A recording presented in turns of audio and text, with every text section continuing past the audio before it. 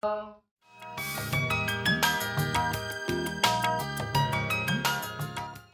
स्वदेशी बहुत गहरा दर्शन है और ये ऐसा दर्शन है जो किसी भी देश को अपने पांव पे खड़ा कर सकता है। और इस दर्शन ने पिछले 200 वर्ष में दुनिया के कई देशों में ऐसे चमत्कार किए हैं कि वो देश आज दुनिया में सबसे बड़ी महाशक्ति बन गए हैं। मैं आपको नाम लेके कुछ उदाहरण से बताऊं, ये अमेरिका आज दुनिया की सबसे बड़ी महाशक्ति बना हुआ दिखाई देता है आपको। ये स्वदेशी के दर्शन में से निकला हुआ देश है। अमेरिका ने बहुत लंबे समय तक अपने देश में स्वदेशी आंदोलन चलाया। जैसे हमारे देश में परम पूजनीय स्वामी रामदेव जी स्वदेशी आंदोलन के प्रखर प्रवक्ता हैं, प्रखर दिशा निर्देशक हैं, अगर अंग्रेजी में कहें तो लीडर हैं। वैसे ही अमेरिका में स्वदेशी आंदोलन के एक बहुत प्रखर प्रवक्ता पैदा हुए थे, जॉर्ज वॉशिंगटन। उन्होंने अपने पूरे देश को स्वदेशी की तरफ मोड़ दिया था।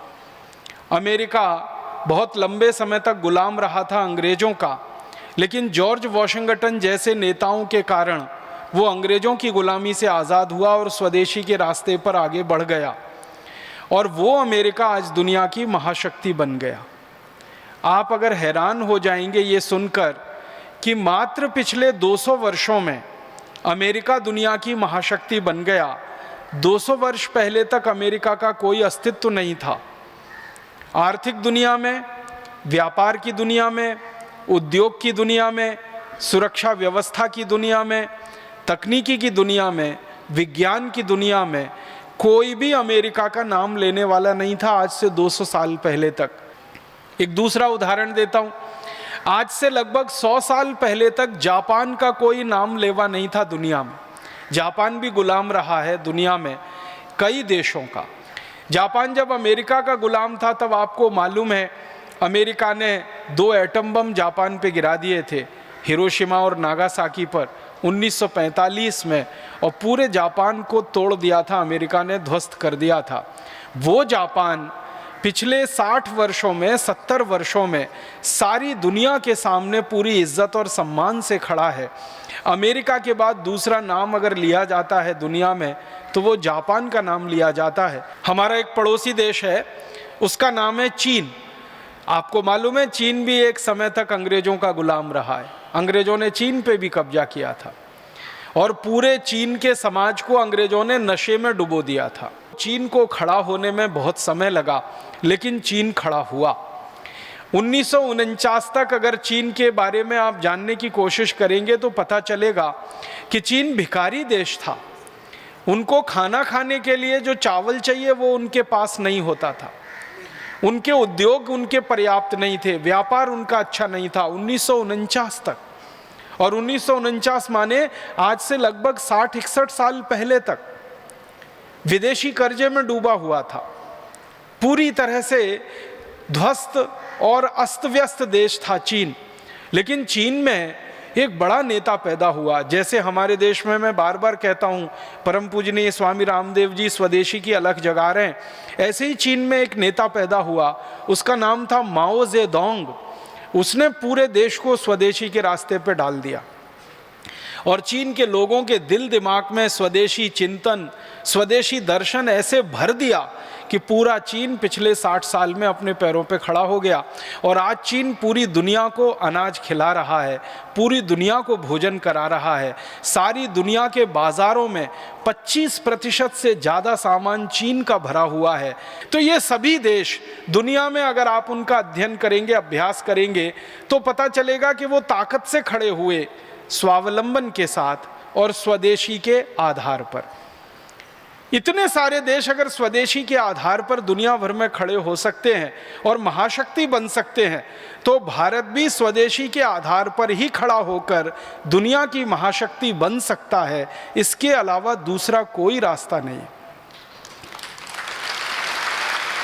अगर आप विदेशियों पर निर्भर हैं, परावलंबी हैं, तो आप दुनिया में कभी कोई ताकत हासिल नहीं कर सकते। आपके दोनों हाथों के नीचे कोई विदेशी बैसाखी लगी हुई है, जिस दिन उसने किसी ने हटा ली वो बैसाखी, आप तो गिर जाएंगे। तो विदेशी बैसाखियों पर परावलंबी होके, विदेशी चिंतन से, विदेशी अर्थव्यवस्थाओं की नीतियों की नकल से कोई देश कभी आगे नहीं आता। हर देश को आगे आने के लिए स्वदेशी का चिंतन, स्वदेशी का मनन और स्वदेशी का अनुपालन करना पड़ता है अपने जीवन में। तो भारत को हम महाशक्ति बनाना चाहते हैं, ये हमारा संकल्प है। भारत स्वाभिमान जो गठित हुआ है उसके कई संकल्प हैं, उनमें से सबसे बड़ा संकल्प है कि भारत माता को विश्व गुरु बनाना है, विश्व के सर्वोच्च पद पर स्थापित करना है और हमारे देश को दुनिया का सिरमौर बनाना है। तो दुनिया का सिरमौर अगर भारत बनेगा, विश्व में सर्वोच्च महाशक्ति भारत बनेगा, तो ये भी स्वदेशी के ताकत से बनेगा, स्वावलंबन की ताकत से बनेगा। इस दृष्टि से मैं आज आपसे कुछ बात करना चाहता हूँ। मैं थोड़ी पुरानी बात करके अपनी आज की बात कहूँगा। पुरानी बात माने हमारे इतिहास की बात थोड़ी देर में करूँ कि भारत कभी दुनिया में विश्व की महाशक्ति था, विश्व का सिरमौर था, ये हमारे दस्तावेज बताते हैं। अंग्रेजों के आने के समय तक और अंग्रेजों के आने के पहले तक ये देश सारी दुनिया की बहुत बड़ी शक्ति था, महाशक्ति था। हमें तो इतिहास में ये बताया गया कि भारत हमेशा से कमज़ोर देश था, भिखारी देश था, गरीब देश था, सपेरों का देश था, लुटेरों का देश था, डकैतों का देश था, पूरा आकंठ दरिद्रता में डूबा हुआ देश था। ये तो अंग्रेज आए तो उन्होंने भारत का विकास कर दिया। तो हम अंग्रेजों को इस दृष्टि से देखने लगे और अंग्रेजों ने ये इतिहास हमारा हमको बनाकर पढ़ा दिया और दुर्भाग्य से ज़्यादातर पढ़े लिखे लोग उसी इतिहास को मानने लगे। अंग्रेजों ने भारत के बारे में जो कहा भारत की इतिहास की किताबों में, उसके बिल्कुल उलट उन्होंने कहा भारत के बारे में इंग्लैंड की इतिहास की किताबों में। ये दो अंग्रेज नहीं कह रहे हैं, 200 से ज़्यादा अंग्रेज इतिहासकार ये कह रहे हैं अपनी अपनी इतिहास की किताबों में और दस्तावेजों में कि भारत के घरों में सोने के सिक्कों का ढेर ऐसे रहता है जैसे गेहूं और चने का ढेर रहता है, क्योंकि समृद्धि और संपत्ति बहुत है। तो ऐसा देश भारत रहा, सोने का देश, चांदी का देश, हीरे जवाहरात का देश, मोती माणिक पन्नों का देश। इसलिए सारी दुनिया की नज़रें भारत पर टिकी रहीं और इसलिए भारत के बारे में अंग्रेजों ने एक उपमा दी कि ये सोने की चिड़िया है, ये सोने की चिड़िया है। तो ये सोने की चिड़िया मतलब सोने से भरपूर, चांदी हीरे जवाहरात मोती माणिक से भरपूर देश रहा, ऐसा देश था। अगर ऐसा देश था तो संपूर्ण स्वदेशी और स्वावलंबी ही रहा होगा, उसके अलावा ये देश बन नहीं सकता ऐसा। तो उसकी खोज जब हम लोग करते हैं आजकल और आगे भी करते रहेंगे तो पता चल रहा है कि इतना स्वदेशी और स्वावलंबन इस देश में रग रग में भरा हुआ था कि ये देश अद्भुत बना। अब मैं मूल बात पे आ रहा हूँ कि भारत का ये जो स्वावलंबन और स्वदेशीपन था ये आया कहाँ से? तो ये आया हमारी ग्रामीण अर्थव्यवस्था में से। अंग्रेजों के आने के पहले तक भारत की अर्थव्यवस्था को दो हिस्सों में बांटकर अगर हम देखें तो एक थी नगरीय अर्थव्यवस्था और एक थी ग्रामीण अर्थव्यवस्था। जो ग्रामीण अर्थव्यवस्था थी वो मूल में थी और नगर की जो अर्थव्यवस्था थी वो ग्रामीण अर्थव्यवस्था पर आधारित हुआ करती थी। मतलब सीधे शब्दों में कहूं तो गांव हमारे संपूर्ण स्वावलंबी हुआ करते थे और नगर हमारे गांव के ऊपर निर्भर हुआ करते थे। मतलब सीधा सा ये है कि गांव में उत्पादन होता था और नगर में जाकर वो बिका करता था। नगरों में व्यापार होता था और गांव में उत्पादन होता था। हमारी अर्थव्यवस्था जो थी वो थोड़े हिस्से में नगर की अर्थव्यवस्था थी और बड़े हिस्से में ग्रामीण अर्थव्यवस्था थी। हर स्तर पर यह देश स्वावलंबी हो सकता है क्योंकि भगवान ने, परमपिता परमात्मा ने इस देश को इतना दिया है, दिल खोल कर दिया है, जी खोल कर दिया है, बस वो दिखाई देना चाहिए और उसका सही नियोजन करने की बुद्धि और क्षमता हम में आनी चाहिए और उसके हिसाब से तकनीकी और विज्ञान का विकास हमें करना है और वैसे संकल्पवान लोगों को खड़ा करना है जो इस काम को कर सकें।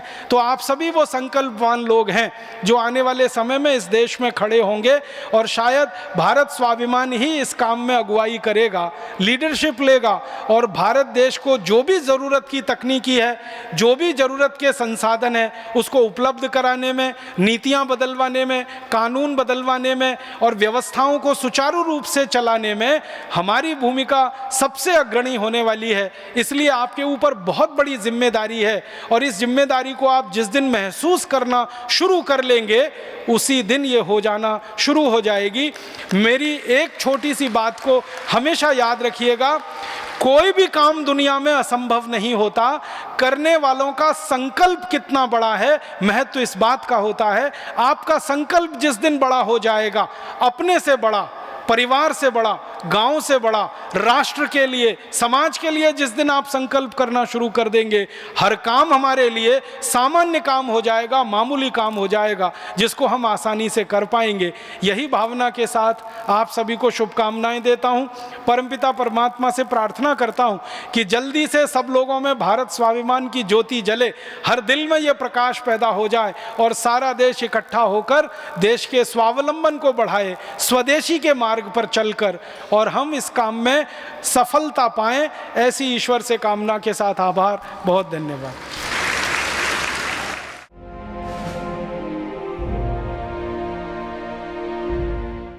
भारत स्वाभिमान का जो अभियान अपने भारत में परम पूजनीय स्वामी जी के नेतृत्व में जो शुरू हुआ है, ये अभियान भारत की दशा को और दिशा को ठीक करने वाला है।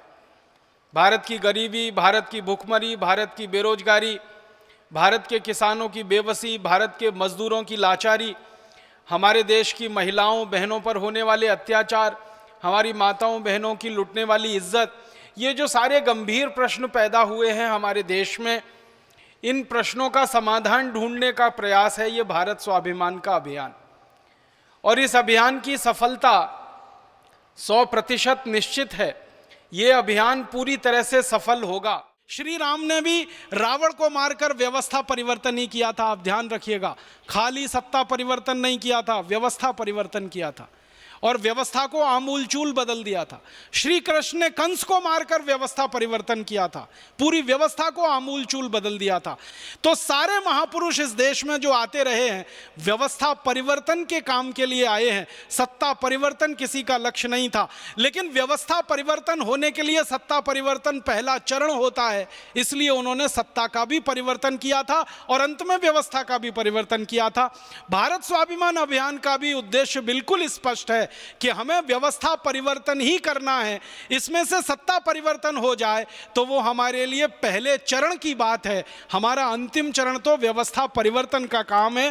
तो हमारे सेनापति परम पूजनीय स्वामी रामदेव जी, हमारे शुभेच्छक, हमको आशीर्वाद देने वाले परम पूजनीय आचार्य श्री, ये सब हमारे साथ में हैं, आशीर्वाद दे रहे हैं, शुभकामनाएं दे रहे हैं, हमारे साथ हमको उत्साह दे रहे हैं, हमको दिशा दिखा रहे हैं, रास्ता बता रहे हैं। क्योंकि दिशा और रास्ते का बड़ा महत्व होता है व्यवस्था परिवर्तन के काम में। थोड़ी सी दिशा भटक जाए तो पूरा आंदोलन खत्म हो जाता है। अपने व्यक्तिगत जीवन से अंग्रेजियत को हटाना है, अपने राष्ट्र जीवन से अंग्रेजियत को हटाना है, अपने व्यक्तिगत जीवन से अंग्रेजी भाषा को हटाना है, अपने राष्ट्र जीवन से भी अंग्रेजी भाषा को हटाना है, अपने व्यक्तिगत जीवन से अंग्रेजी भूषा को हटाना है, अपने राष्ट्र जीवन के एक एक स्तर से अंग्रेजियत को हटाना है। इन सब हटाने के अभियानों में हम सब सेनानी बनेंगे और हमारे सेनापति परम पूजनीय स्वामी जी का एक एक निर्देश और एक एक आदेश का अपने जीवन के अंतिम दिन तक पालन करेंगे। क्योंकि संगठन जो होता है पूर्ण अनुशासन से चले तभी सफलता हासिल करता है। 1857 की आज़ादी में पूरे संगठन ने तय किया था 31 मई को सारे देश में एक साथ आज़ादी की लड़ाई शुरू होगी, लेकिन कुछ अति उत्साही क्रांतिवीर नौजवानों ने 31 मई की तारीख को भुला दिया। 10 मई को ही सारा आज़ादी का लड़ाई का काम शुरू कर दिया। संगठन का निर्देश उस समय चूक गए मानने से परिणाम ये हुआ कि हम आज़ादी हासिल करने में 100 साल पीछे चले गए। 5000 विदेशी ईस्ट इंडिया कंपनियां आज इस देश में हैं। देश का आने वाला समय कैसा होगा, इस अंदाजे को मन में रखकर आप तैयार होइए, संकल्प करिए और इस देश में फिर से एक बड़ा आंदोलन शुरू करिए, स्वदेशी का, स्वराज्य का, अपने देश की आज़ादी को बचाने का, अपनी स्वतंत्रता को बचाने का, अपने स्वराज्य और स्वतंत्रता को पूर्ण रूप से स्थापित कराने का। और उसी आंदोलन का नाम है भारत स्वाभिमान, उसी अभियान का नाम है भारत स्वाभिमान। तो आप सब भारत स्वाभिमान के सक्रिय सेनानी बने और हमारे सेनापति परम पूजनीय स्वामी जी के निर्देशन में अपनी पूरी जिंदगी की सार्थकता इसी काम में ढूंढें और खोजें कि हम भारत की दोबारा गुलामी आने नहीं देंगे और आधी अधूरी आज़ादी को पूरी आज़ादी में परिवर्तित करेंगे। भूतकाल में जो भारत सोने की चिड़िया था, सारी दुनिया का विश्व गुरु था, भविष्य में भी भारत सोने की चिड़िया और विश्व गुरु बनेगा, ऐसी हमारे मन में दृढ़ संकल्प की भावना हो। ईश्वर हमको इसके लिए ताकत दे, शक्ति दे, संकल्प दे। इस भावना के साथ आभार, धन्यवाद। स्वतंत्रता आना अभी बाकी है, स्वराज्य आना अभी बाकी है। अपना राज्य, अपना तंत्र, अपनी भाषा, अपनी भूषा, अपना भोजन, अपना भजन, अपने वस्तुएं, सब कुछ अपना हो, ऐसी आज़ादी अभी आना बाकी है। और उस आज़ादी के लिए भारत स्वाभिमान का गठन हुआ है और हम सबको उसी उद्देश्य के लिए लगना है। एक संकल्प हम सब अपने मन में करके यहाँ से उठें कि जो आज़ादी आई है वो अधूरी है, पूरी नहीं है। जो स्वतंत्रता आई है उसमें अपना तंत्र नहीं बन पाया है। जो स्वराज्य हमें मिला है इसमें अपना राज्य स्थापित अभी तक नहीं हो पाया है। जो भाषा हमें मिली है ये अपनी नहीं है। जो भूषा मिली है वो अपनी नहीं है। जो भोजन मिला है हमें अंग्रेजियत का वो अपना नहीं है। तो भाषा, भूषा, भोजन, भजन, भेषज सब अपना हो, तंत्र अपना हो, राज्य अपना हो। ऐसी एक आदर्श व्यवस्था स्थापित करने के लिए भारत स्वाभिमान का गठन हुआ है। हम सब इसके सिपाही हैं, स्वामी जी इसके सेनापति हैं। उनका निर्देश और आदेश मिलेगा और इसी भारत स्वाभिमान में हम लगेंगे। ऐसा बोलकर आप सभी को आभार, धन्यवाद, प्रणाम। भारत माता की जय।